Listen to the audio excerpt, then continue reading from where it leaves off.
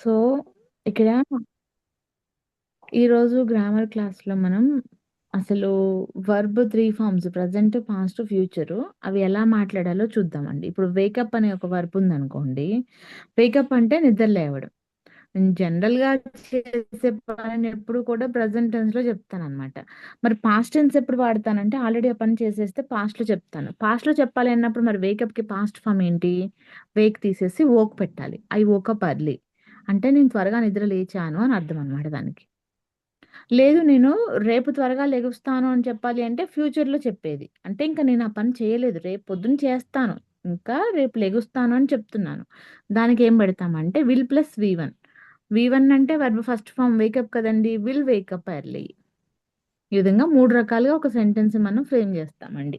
అంటే ఒకటేమో పని చేశాను అని, ఒకటేమో ఇప్పుడు రోజు చేసే పనొకటి, రేపు చేస్తాను అనేది ఒకలాగా. రోజు చేసే పనేమో సింపుల్ ప్రెజెంట్ టెన్స్‌లో, చేసేసిన పనేమో పాస్ట్ టెన్స్‌లో, తర్వాత చేయబోయే పనేమో ఫ్యూచర్‌లో చెప్తామనమాట. So, wake up, woke up, will wake up. ఈ విధంగా 3 సెంటెన్సెస్ ఎలా ఫ్రేమ్ చేయాలో చూద్దాం. ఐ వేకప్ ఎర్లీ అంటే నేను ఉదయాన్నే లెగుస్తాను అని అర్థం. లేస్తాను. జనరల్‌గా చెప్తున్నాననమాట. నేను బిఫోర్ సన్‌రైజ్ లేస్తాను అని చెప్పేటప్పుడు ఐ వేకప్ ఎర్లీ డైలీ. ఇలా. నేను ఆల్రెడీ లేచాను.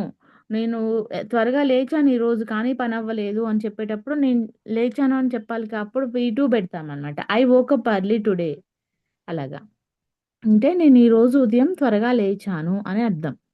నేను రేపు త్వరగా లెగుస్తాను అని చెప్పేటప్పుడు I will wake up early tomorrow. నేను రేపు త్వరగా నిద్ర లెగుస్తాను అని చెప్పడం. ఈ విధంగా 3 ఫార్మ్స్ ప్రెజెంట్, పాస్ట్, ఫ్యూచర్ ఫార్మ్స్‌లో మీరు 3 వాక్యాలు ఫ్రేమ్ చేయండి. ఒక్కొక్క వర్బ్‌కి ఇక్కడ శాంపుల్‌గా సింపుల్ ప్రెజెంట్ టెన్స్ వర్బ్ ఇచ్చాను.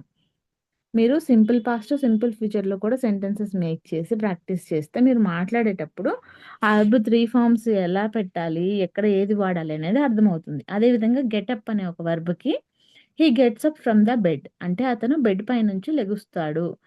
అంటే మనం వేరే వాళ్ళని లేపడానికి వాడేటప్పుడు మనం గెటప్ అని చెప్పి చెప్తామనమాట. ఇక్కడ అర్థం ఏంటి? He gets up from the bed. అతను బెడ్ మంచం మీద నుంచి లెగుస్తున్నాడు అని చెప్తున్నాం. ఆల్రెడీ లేచాడనుకోండి he got up from the bed. లేదు లెగుస్తాడు అని చెప్పడానికి విల్ గెట్ అప్ అని చెప్పి చెప్పాలనమాట. So, get up, got up, will get up ఈ విధంగా 3 ఫార్మ్స్ ఉంటాయన్నమాట. సో, 3 సెంటెన్సెస్ రాయాలి. He gets up from the bed present tense కాబట్టి గెట్స్ అని చెప్పి పెట్టాము. వర్బ్‌కి ఎస్‌ఈఎస్ పెట్టాలి కాబట్టి పాస్ట్‌కి, ఫ్యూచర్‌కి అక్కర్లేదు. పాస్ట్ టెన్స్ ఏమో హి got up from the bed already అతను లేచాడు అని. He will get up from the bed అంటే అతను మంచం మీద నుంచి లేస్తాడు అని చెప్పి చెప్పటం. ఈ విధంగా 3 forms. Next brush. She brushes her teeth daily. అంటే ఆమె రోజు పళ్ళు తోముకుంటుంది అని చెప్పి చెప్తున్నాం. ఏదైనా మనము ప్రతిరోజు చేసే నిత్య కృత్యాల్ని సింపుల్ ప్రెజెంట్ టెన్స్‌లో వాడతామనమాట. సో, నేను రోజు 2 సార్లు నా పళ్ళు తోముకుంటానని చెప్పాలనుకోండి. అప్పుడేం చెప్పాలి? I brush my teeth twice a day. నేను రోజు 2 సార్లు నా పళ్ళు తోముతాను అని చెప్పి చెప్తాను. ఆల్రెడీ నేను ఉదయాన్నే పళ్ళు తోముకున్నాను అంటే నేను బ్రష్ చేసుకున్నాను అని చెప్పాలి. అప్పుడెలా చెప్తాను? I brushed my teeth in the morning. అంటే నేను ఉదయాన్నే పళ్ళు తోముకున్నాను అని చెప్పి చెప్పడం. నేను రేపు పళ్ళు తోముతాను అని చెప్పి చెప్పాలి. అప్పుడు I will brush my teeth tomorrow లేదా I will brush my teeth after ah, dinner ఇలాగా. అంటే నేను డిన్నర్ చేసిన తర్వాత కూడా నా పళ్ళు తోముతానని చెప్పేటప్పుడు ఇంకా చేయలేదు కదా! అప్పుడు విల్ పెడతాననమాట. I will brush my teeth after dinner అలా. 3 టెన్స్‌లు బ్రష్ ఒకటి, బ్రష్డ్ ఒకటి, విల్ బ్రష్ ఒకటి. ఒకటేమో రోజు చేసే పని, ఒకటేమో ఆల్రెడీ చేసేసారని చెప్పడం పాస్ట్ టెన్స్, ఇంకొకటేమో తర్వాత చేస్తా అని చెప్పడానికి విల్ బ్రష్ అని చెప్పి చెప్తున్నాను. ఇప్పుడు అర్థమవుతుందా? మీకు 3 ఫార్మ్స్ ఎక్కడ వాడాలి అనేది తెలుస్తుందా ఏమన్నా? ఏం అర్థం అవ్వలేదు మ్యామ్. హ్మ్. ఓకే. ఇప్పుడు వాష్ అంటే మాకు నిజం చెప్పాలంటే నాది మట్టి బుర్ర ఏమో అనిపిస్తుంది మ్యామ్. మీరు ఎంత గొంతు చించుకుని చెప్తున్నారు నాకు ఏం ఎక్కట్లేదు ఏంటా అనిపిస్తుంది. నేను కూడా లేదు. మీలాగానే ఉన్నాను.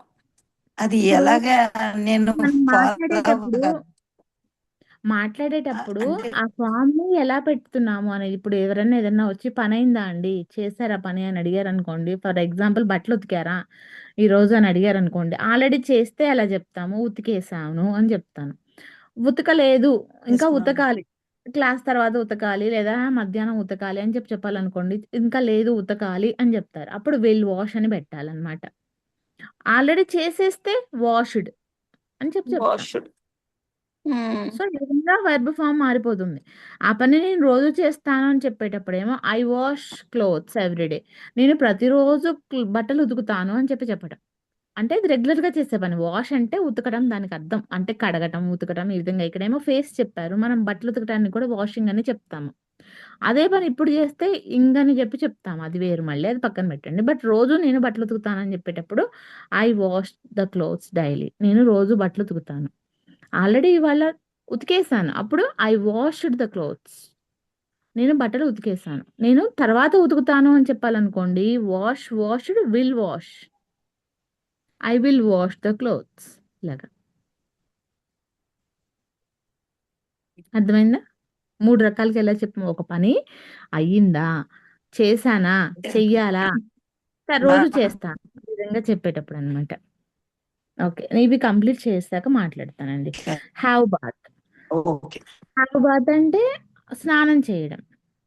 I have bath daily. నేను రోజు స్నానం చేస్తాను. ఆల్రెడీ చేసేస్తే ఏం చెప్పాలి?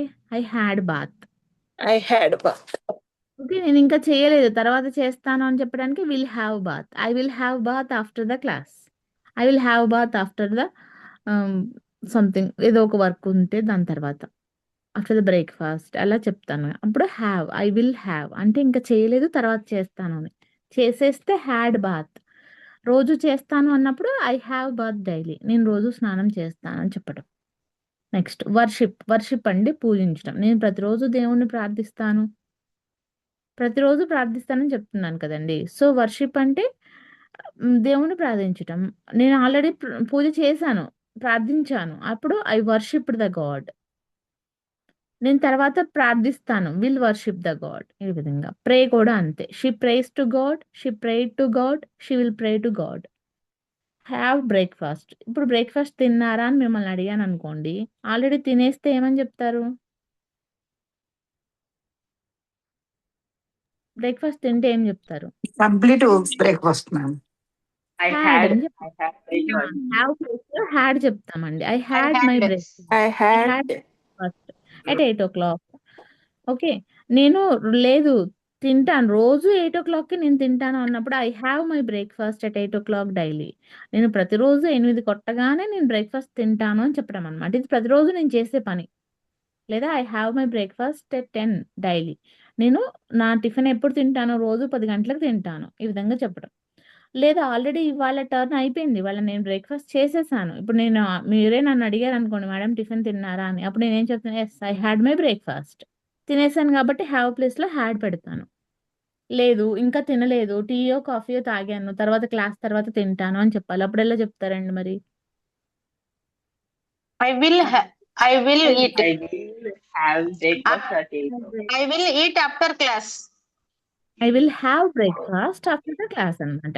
నేనింకా తినలేదు. క్లాస్ తర్వాత తింటాను. ఈ విధంగా చెప్తాను. Next lunch. లంచ్ అంటే ఇంకా లంచ్ టైమ్ అవ్వలేదు కదా! సో, ఒకవేళ నేనిప్పుడు బ్రేక్‌ఫాస్ట్ చేశానన్నారు. What about lunch? అని అడిగాననుకోండి. అప్పుడు యెస్ తిన్నాను అంటే హాడ్ లంచ్ అని చెప్తాను. ఇంకా లంచ్ టైమ్ అవ్వలేదు కదా! అప్పుడేం చెప్తాను? విల్ హావ్ అని చెప్పాలి. I will have lunch at 2:00. నేనెప్పుడు తింటాను?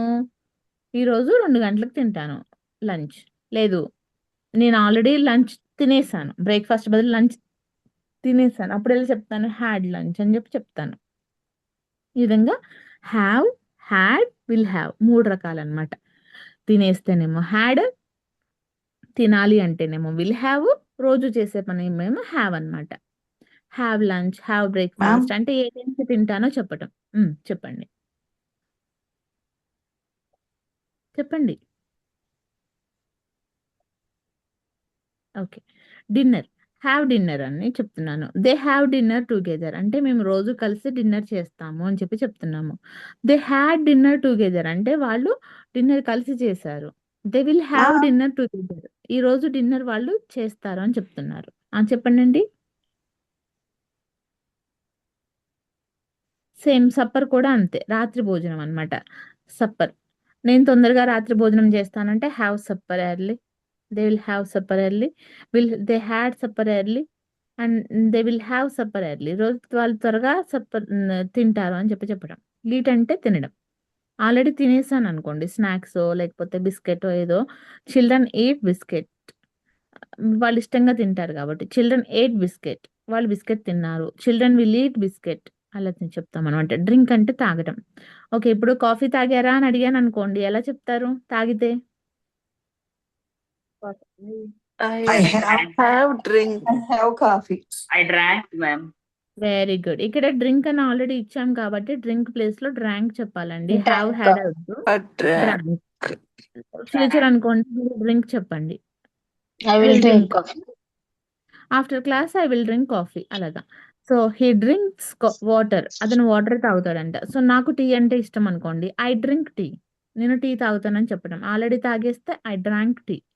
తర్వాత క్లాస్ తర్వాత తాగుతాను అని చెప్పాలంటే I will drink tea after the class ఇలా చెప్తాను. So 3 forms. ఒకటేమో అతను నేను రోజు నాకు ఏదైతే ఇష్టం కాఫీ ఇష్టం అనుకోండి. I like to drink coffee ఇలా చెప్పొచ్చు. ఎలా చెప్తాము? I like to drink coffee. నాకు కాఫీ తాగడం అంటే ఇష్టం. ఆల్రెడీ తాగాను. అప్పుడు ఎలా చెప్పాలి? ఐ డ్రాంక్ అని చెప్పాలి. అంటే ఆ డ్రింక్ ఫార్మ్ మార్చుతున్నాం అనమాట. V2 పెడుతున్నాం. అవన్నీ ఎక్కడున్నాయి మీకు వర్బ్ V1, V2, V3 అని లిస్ట్ ఇచ్చాను కదా! అక్కడున్నాయి. అవి ఎప్పుడు వాడతాము? చేసేసిన పనికి. నేను ఆల్రెడీ తాగేసాను, టీ తాగాను, కాఫీ తాగాను అన్నప్పుడు ఐ డ్రాంక్ అని చెప్తాను. తర్వాత తాగుతాను అంటే విల్ డ్రింక్ అని చెప్తాను. ఓకేనా? నెక్స్ట్ గో అంటే Okay, madam. వెళ్ళడం. గో అంటే మనం రోజు ఇక్కడికి నేను రోజు గుడికి వెళ్తాను, రోజు వాకింగ్‌కి వెళ్తాను, రోజు మార్కెట్‌కి వెళ్తాను అని రోజు చేసే పని చెప్పేటప్పుడు I go to market daily. I go to walking in the morning. నేను ఇలా రోజు నడవడానికి వెళ్తాను, మార్కెట్‌కి వెళ్తాను ఇలా చెప్పేటప్పుడు గో అని చెప్పి వాడతాను. లేదా I go to school daily. లేదా I go to temple daily. ఈ విధంగా నేను రోజు చేసే పనికి గో అని చెప్పి చెప్తాను. ఆల్రెడీ నేను వెళ్ళాను. అక్కడ ఉన్నాను. అప్పుడు ఎలా చెప్తాను? I went to temple. I went to school. I went to market in the morning. నేను ఆల్రెడీ వెళ్ళాను. వెళ్ళి వచ్చేసాను. వెళ్ళాననమాట. ఆ పని అయిపోయింది. లేదు ఇంకా ఆ పని నేను చేయలేదు. వెళ్ళలేదు. వెళ్ళాలి. నేను తర్వాత వెళ్తాను. ఈవినింగో, రేపో వెళ్తాను. అప్పుడేం చెప్పాలి మరి? I will go tomorrow temple. I will go to temple tomorrow. Tomorrow. I will go to temple. Go to. I will go to market tomorrow. I will go to school tomorrow. ఇలాగ will అని పెట్టి చెప్తాను. ఇంకా ఆ పని నేను చేయలేదు. తర్వాత అని ఎప్పుడైతే చెప్తామో అప్పుడంతా కూడా మీరు విల్ వాడొచ్చు అనమాట. Next come. కమ్ అంటే రావడం. She comes home in the evening. ఆమె సాయంత్రం ఇంటికి వస్తుంది. He comes to my village. అతను మా విలేజ్‌కి వస్తాడు. లేదా I come to your home. నేను మీ ఇంటికి వస్తాను. ఆల్రెడీ వచ్చారు అనుకోండి. దే కేమ్ అని చెప్పి చెప్తాము. They come came. Came will come. Will come అంటే Will come. వస్తారు. వాళ్ళు ఈవినింగ్ మా ఇంటికి వస్తారు. గెస్ట్‌లు వస్తున్నారని చెప్తాం కదా! అప్పుడు will come. Guest come to my He home. will come at evening. అలా మనం ఈ 3 ఫార్మ్స్ ప్రాక్టీస్ చేయాలన్నమాట.